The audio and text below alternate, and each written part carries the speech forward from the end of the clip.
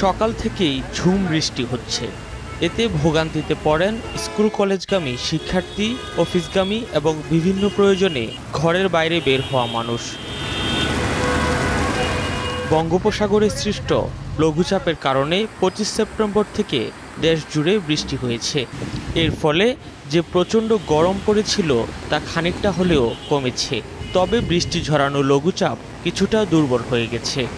আজও ঢাকাসহ দেশের বিভিন্ন জায়গায় বৃষ্টি হতে পারে, তবে এর পরিমাণ গতকালের তুলনায় কমে আসবে।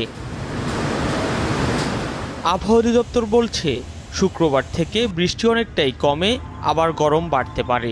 তবে 1 অক্টোবর থেকে আবার বৃষ্টির সম্ভাবনা আছে।